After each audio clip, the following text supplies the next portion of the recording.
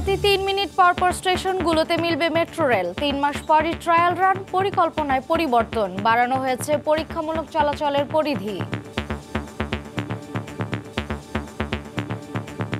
কোনো জায়গায় আমরা প্ল্যাটফর্ম পর্যন্ত নির্মাণ করে ফেলেছি। প্রথম 5টা স্টেশনের দিকে এই অবস্থা আছে। চেষ্টা করছি যে এটাকে আর একটু বাড়িয়ে আমরা একটু শহরের ভিতরে যদি এটা ট্রায়াল রানটা চলে, তাহলে শহরের ভিতরে মানুষ ট্রেনগুলো দেখতে পারবে। দেখছিলেন বিশেষ শিরোনাম, সকালের সময় সঙ্গে আছে আমি মার্জিয়া শ্রেয়া। এবার অন্যান্য শীর্ষ সংবাদ। ভারত থেকে ভ্যাকসিন রফতানিতে বাধা নেই, এখন বলছে সেরাম চাইলেই পাবে যে কোনো দেশ। করোনা প্রকল্পে বরাদ্দ বাড়ল 5,500 কোটি টাকা। ইউরোপে করোনা সংক্রমণ হার উদ্বেগজনক, জার্মানিতে বাড়ল লকডাউন, টিকা কার্যক্রমে ধীরগতিতে হতাশা। ইতালির তৈরি ভ্যাকসিনের ক্লিনিক্যাল ট্রায়ালে প্রথম ধাপে সফলতা। এবং ভারতের পেঁয়াজ দেশে আসায় নওগাঁয় পড়ে গেছে দাম, হাটে মন প্রতি 200 টাকা কমায় হতাশ চাষিরা। চড়া দামে বীজ কেনায় উৎপাদন খরচ না ওঠার শঙ্কা।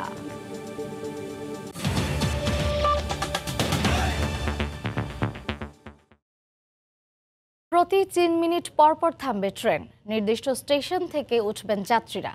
সেই লক্ষ্য নিয়েই দেশে এপ্রিলে পরীক্ষামূলকভাবে চলবে মেট্রো রেল। উত্তরার 3টে স্টেশনে ট্রায়াল রানের পরিকল্পনা থাকলেও আরও 2টি বাড়িয়ে সংযুক্ত করা হবে মিরপুরকেও। এরই মধ্যে 52 ভাগ কাজ শেষ হওয়ার কথা জানিয়েছে কর্তৃপক্ষ। রাশেদ লিমনের রিপোর্ট। লক্ষ্য এপ্রিলে পরীক্ষামূলক চলাচল, তাই ব্যস্ততার শেষ নেই। প্রথম 3টে স্টেশন আপাতত তৈরি হচ্ছে সেই উদ্দেশ্যেই।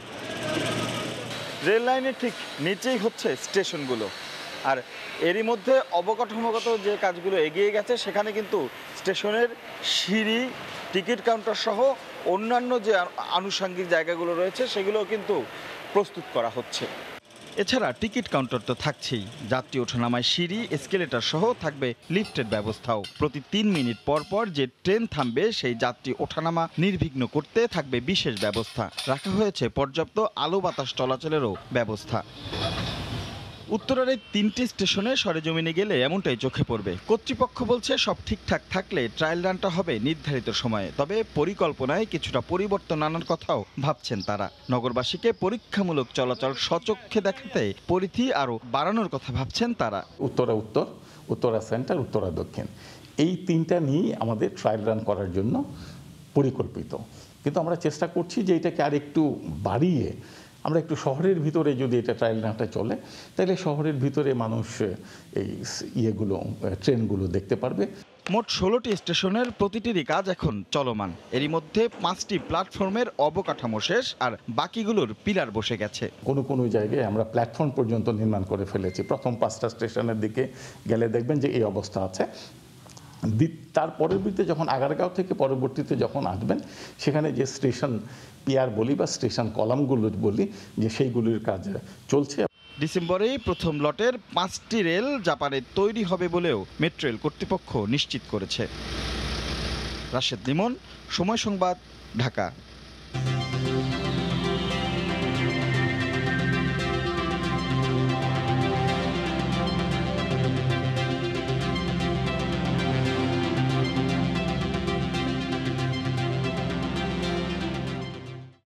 বিজ্ঞান চর্চার স্বপ্নময় চোখ বিশ্ববিদ্যালয় পড়ুয়া জনির। ড্রোনের প্রযুক্তি ব্যবহার করে তৈরি করেছেন পরীক্ষামূলক বিমান। জনির সাফল্যের গল্প থাকছে সংবাদের শেষাংশে।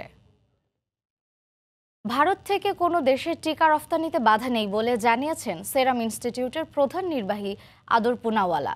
আগের বক্তব্য থেকে সরে এসে মঙ্গলবার এক টুইটে নিজের অবস্থান পরিষ্কার করেন তিনি। একইভাবে ভারতের স্বাস্থ্য মন্ত্রণালয় জানিয়েছে বিদেশে টিকা রফতানিতে কোনো নিষেধাজ্ঞা নেই। এদিকে দেশটির পররাষ্ট্র সচিব হর্ষবর্ধন শ্রিংলা বলেছেন, যত দ্রুত সম্ভব বাংলাদেশে টিকা সরবরাহে অঙ্গীকারবদ্ধ দিল্লি। কলকাতা থেকে সুব্রত আচার্যের রিপোর্ট। অবশেষে ভারতের সেরাম ইনস্টিটিউটের টিকা রপ্তানির বিষয়ে ধোঁয়াশার অবসান হলো। রোববার সেরাম ইনস্টিটিউটের প্রধান নির্বাহী আদর পুনওয়ালা জানিয়েছিলেন, আগে দেশের চাহিদা পূরণ করে অন্তত 2 মাস পর ভারত করোনার টিকা রপ্তানি করবে। এরপর মঙ্গলবারই সুর পাল্টে বললেন, টিকা রপ্তানিতে কোনো বাধা নেই। তার বক্তব্যে ভুল বোঝাবুঝি সৃষ্টি হয়েছে জানিয়ে মঙ্গলবার টুইট করেন তিনি। পুনাওয়ালা বলেন, বিশ্বের যে কোনো দেশে ভ্যাকসিন রপ্তানি করবে ভারত, এতে সংশয়ের কোনো অবকাশ নেই। দিল্লির এক সর্বভারতীয় চ্যানেলে তারই এক ইন্টারভিউর একটি মন্তব্য ঘিরে বিতর্ক তৈরি হয়েছিল। দুদিন পর নিজেই টুইট করে সেই বিতর্কের আগুনে জল ঢাললেন। তারই বক্তব্যের সুরে সুর মেলালো ভারতের স্বাস্থ্য মন্ত্রণালয়। দেশটির স্বাস্থ্য সচিব বলেন, এই টিকা শুধু ভারতের নয়, যে কোনো দেশ চাইলে নিতে পারবে। कोविन हमने बनाया भारत में है, लेकिन ये विश्व के लिए है, तो जो देश भी इसको इस्तेमाल करना चाहेंगे भारत सरकार भी उनकी मदद करेगी। এদিকে বাংলাদেশেও যত দ্রুত সম্ভব টিকা সরবরাহে অঙ্গীকারবদ্ধ ভারত সরকার বলে জানিয়েছেন ভারতের পররাষ্ট্র সচিব হর্ষবর্ধন শ্রিংলা। আর আগামী 10 দিনের মধ্যে ভারতের সব জায়গায় টিকাদান কর্মসূচি শুরু হবে বলে জানিয়েছে দেশটির স্বাস্থ্য মন্ত্রণালয়।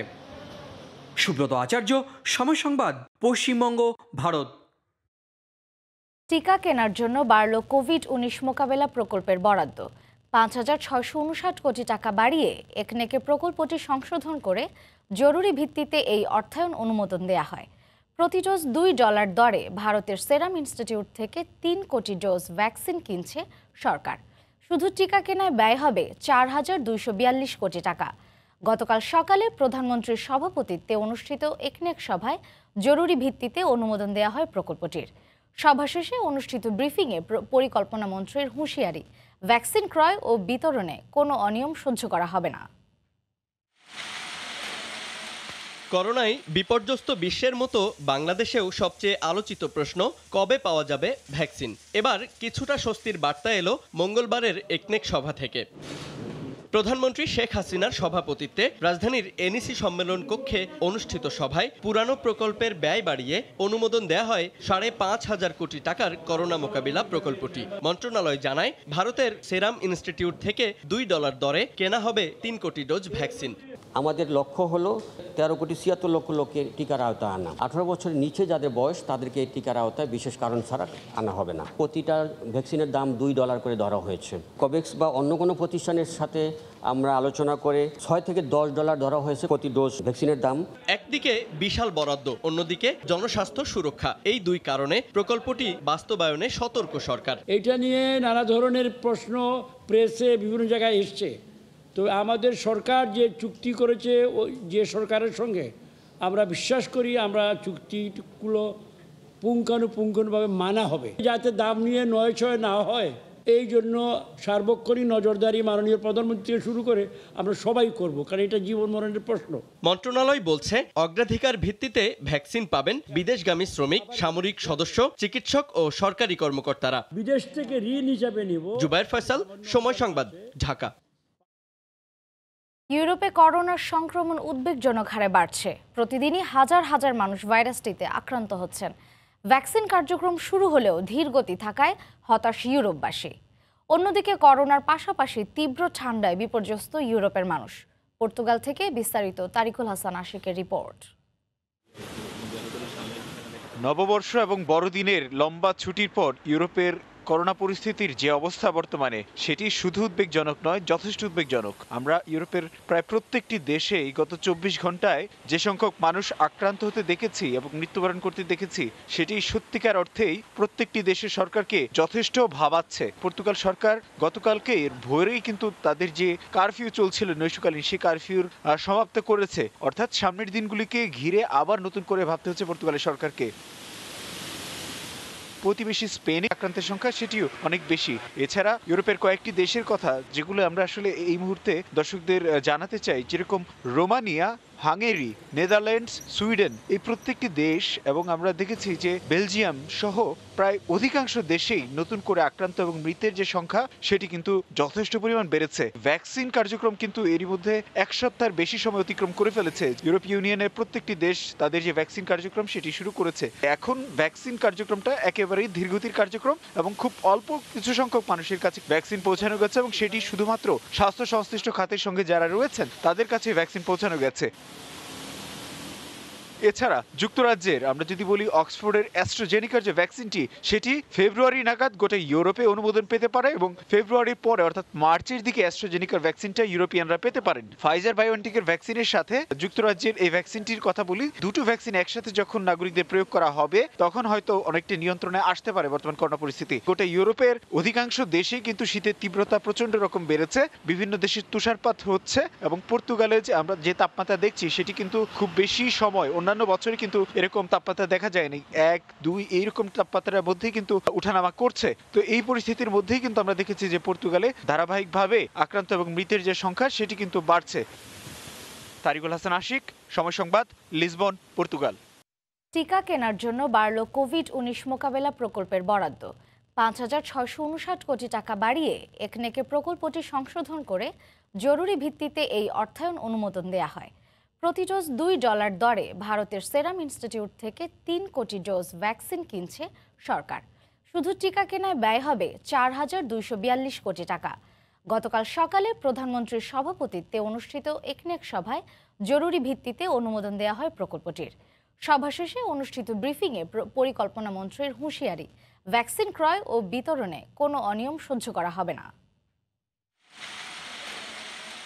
করোনায় বিপর্যস্ত বিশ্বের মতো বাংলাদেশেও সবচেয়ে আলোচিত প্রশ্ন, কবে পাওয়া যাবে ভ্যাকসিন? এবার কিছুটা স্বস্তির বার্তা এলো মঙ্গলবারের একনেক সভা থেকে।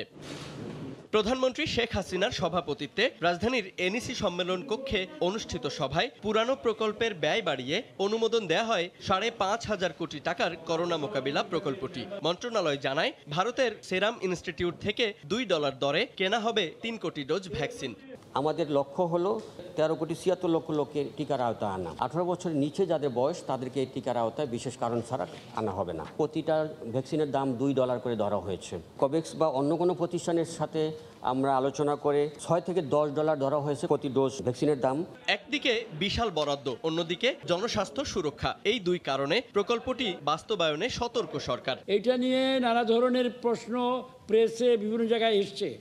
তো আমাদের সরকার যে চুক্তি করেছে যে সরকারের সঙ্গে আমরা বিশ্বাস করি আমরা চুক্তিগুলো পুঙ্খানুপুঙ্খভাবে মানা হবে, যাতে দাম নিয়ে নয়-ছয় না হয়। এই জন্য সার্বক্ষণিক নজরদারি মাননীয় প্রধানমন্ত্রী থেকে শুরু করে আমরা সবাই করব, কারণ এটা জীবন মরণের প্রশ্ন। মন্ত্রণালয় বলছে, অগ্রাধিকার ভিত্তিতে ভ্যাকসিন পাবেন বিদেশগামী শ্রমিক, সামরিক সদস্য, চিকিৎসক ও সরকারি কর্মকর্তারা। বিদেশ থেকে ঋণ হিসাবে নিব। জুবায়ের ফয়সাল, সময় সংবাদ, ঢাকা। ইউরোপে করোনার সংক্রমণ উদ্বেগজনক হারে বাড়ছে। প্রতিদিনই হাজার হাজার মানুষ ভাইরাসটিতে আক্রান্ত হচ্ছেন। ভ্যাকসিন কার্যক্রম শুরু হলেও ধীর গতি থাকায় হতাশ ইউরোপবাসী।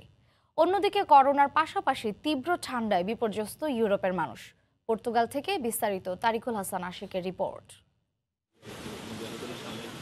নববর্ষ এবং বড়দিনের লম্বা ছুটির পর ইউরোপের করোনা পরিস্থিতির যে অবস্থা বর্তমানে সেটি শুধু উদ্বেগজনক নয়, যথেষ্ট উদ্বেগজনক। আমরা ইউরোপের প্রায় প্রত্যেকটি দেশেই গত 24 ঘন্টায় যে সংখ্যক মানুষ আক্রান্ত হতে দেখেছি এবং মৃত্যুবরণ করতে দেখেছি সেটি সত্যিকার অর্থেই প্রত্যেকটি দেশের সরকারকে যথেষ্ট ভাবাচ্ছে। পর্তুগাল সরকার গতকালকে ভোরেই কিন্তু তাদের যে কারফিউ চলছিল নৈশকালীন, সেই কারফিউর সমাপ্ত করেছে। অর্থাৎ সামনের দিনগুলিকে ঘিরে আবার নতুন করে ভাবতে হচ্ছে পর্তুগালের সরকারকে। প্রতিবেশী স্পেনে আক্রান্তের সংখ্যা সেটিও অনেক বেশি। এছাড়া ইউরোপের কয়েকটি দেশের কথা যেগুলো আমরা আসলে এই মুহূর্তে দর্শকদের জানাতে চাই, যেরকম রোমানিয়া, হাঙ্গেরি, নেদারল্যান্ডস, সুইডেন, এই প্রত্যেকটি দেশ এবং আমরা দেখেছি যে বেলজিয়াম সহ প্রায় অধিকাংশ দেশেই নতুন করে আক্রান্ত এবং মৃতের যে সংখ্যা সেটি কিন্তু যথেষ্ট পরিমাণ বেড়েছে। ভ্যাকসিন কার্যক্রম কিন্তু এরই মধ্যে 1 সপ্তাহের বেশি সময় অতিক্রম করে ফেলেছে। ইউরোপীয় ইউনিয়নের প্রত্যেকটি দেশ তাদের যে ভ্যাকসিন কার্যক্রম সেটি শুরু করেছে। এখন ভ্যাকসিন কার্যক্রমটা একেবারেই ধীরগতির কার্যক্রম এবং খুব অল্প কিছু সংখ্যক মানুষের কাছে ভ্যাকসিন পৌঁছানো গেছে এবং সেটি শুধুমাত্র স্বাস্থ্য সংশ্লিষ্ট খাতের সঙ্গে যারা রয়েছেন তাদের কাছে ভ্যাকসিন পৌঁছানো গেছে। এছাড়া যুক্তরাজ্যের আমরা যদি বলি অক্সফোর্ডের অ্যাস্ট্রাজেনিকার যে ভ্যাকসিনটি সেটি ফেব্রুয়ারি নাগাদ গোটা ইউরোপে অনুমোদন পেতে পারে এবং ফেব্রুয়ারির পরে অর্থাৎ মার্চের দিকে অ্যাস্ট্রাজেনিকার ভ্যাকসিনটা ইউরোপিয়ানরা পেতে পারেন। ফাইজার বায়োএনটেকের ভ্যাকসিনের সাথে যুক্তরাজ্যের এই ভ্যাকসিনটির কথা বলি, দুটো ভ্যাকসিন একসাথে যখন নাগরিকদের প্রয়োগ করা হবে তখন হয়তো অনেকটা নিয়ন্ত্রণে আসতে পারে বর্তমান করোনা পরিস্থিতি। গোটা ইউরোপের অধিকাংশ দেশেই কিন্তু শীতের তীব্রতা প্রচন্ড রকম বেড়েছে, বিভিন্ন দেশে তুষারপাত হচ্ছে এবং পর্তুগালে যে আমরা যে তাপমাত্রা দেখছি সেটি কিন্তু খুব বেশি সময় অন্যান্য বছরে কিন্তু এরকম তাপমাত্রা দেখা যায়নি, 1, 2 এইরকম তাপমাত্রার মধ্যেই কিন্তু উঠানামা করছে। তো এই পরিস্থিতির মধ্যেই কিন্তু আমরা দেখেছি যে পর্তুগালে ধারাবাহিকভাবে আক্রান্ত এবং মৃতের যে সংখ্যা সেটি কিন্তু বাড়ছে। তারিকুল হাসান আশিক, সময় সংবাদ, লিসবন, পর্তুগাল। ভারত থেকে আমদানির কয়েকদিনের ব্যবধানে নওগাঁয় মন প্রতি 200 টাকা পড়ে গেছে দেশীয় পেঁয়াজের দাম। চাষিরা প্রান্তিক হাটে পেঁয়াজ নিয়ে এসে হঠাৎ দরপতনে হতাশ। চড়া দামে বীজ কেনায় খরচ বাড়ায়, লোকসানের শঙ্কা তাদের। নওগাঁ থেকে এমআর রকির রিপোর্ট। ক্ষেত থেকে তোলা 5 মণ পেঁয়াজ বিক্রির জন্য নওগাঁর বদলগাছির গোবর চাপা হাটে আনেন কৃষক আবুল কালাম। এক সপ্তাহ আগে 1300 টাকার পেঁয়াজ মণ প্রতি 200 টাকা কমে বিক্রি করতে বাধ্য হন। একই অবস্থা অন্য চাষিদেরও। ভারত থেকে পেঁয়াজ আমদানির খবরে এ দরপতন। আমরা তো পেঁয়াজ আমরা কিনে খাইছি 80 টাকা 100 টাকা কেজি, কিন্তু এখন আমরা বেচার সময় যায় দাম অনেক কম পাচ্ছি। ইন্ডিয়া থেকে পেঁয়াজ আনতেছে, আমরা তো মরে আমরা শেষ হয়ে যাব, আমরা কৃষকরা মরে আমরা শেষ হয়ে যাব। আমরা চাচ্ছি ইন্ডিয়া থেকে পেঁয়াজ আনা বন্ধ হোক, আমাদের দেশি পেঁয়াজের দাম বাড়তি হোক, আমরা কৃষকরা উপকৃত হব। গেল সেপ্টেম্বরে ভারত থেকে পেঁয়াজ আমদানি বন্ধ হলে হু করে বেড়ে যায় দাম। কৃষকরা ভালো দাম পাওয়ার আশায় এবার ধার দেনা করে অধিক জমিতে চাষ করে পেঁয়াজ। গরু বেচে সোনা বেচে পেঁয়াজ লাগাইছি, আর গত বছর 4000-5000 টাকা মন গিয়েছিল। এবারে সবাই মারা গেছিল, এলসি পেঁয়াজ আনে একেবারে ব্যাপারীরা বলছেন ভারত থেকে পেঁয়াজ আসায় দাম কমেছে। গোবরচোপা হাটে সর্বোচ্চ বাজার গেছে আপনার 1200 টাকা, নিচে 1100 টাকা বাজার গেছে। এলসি নামাজের দাম কমে গেছে, এলসি না নামলে তো পেঁয়াজের দাম 2000 টাকা লাগবে, আবার 2000 টাকা লাগবে। চলতি মৌসুমে জেলায় 9500 হেক্টর জমি থেকে 1,20,000 মেট্রিক টন পেঁয়াজ পাওয়ার লক্ষ্যমাত্রা কৃষি বিভাগের। এমআর রকি, সময় সংবাদ, নওগাঁ। আবারও দেশের বাইরের খবর। কাতারের সঙ্গে বিরোধ অবসানে সংহতি চুক্তি করেছে সৌদি আরব সহ উপসাগরীয় দেশগুলো। সংহতি ও স্থিতিশীলতার চুক্তি বলে মন্তব্য করেছেন সৌদি যুবরাজ মোহাম্মদ বিন সালমান।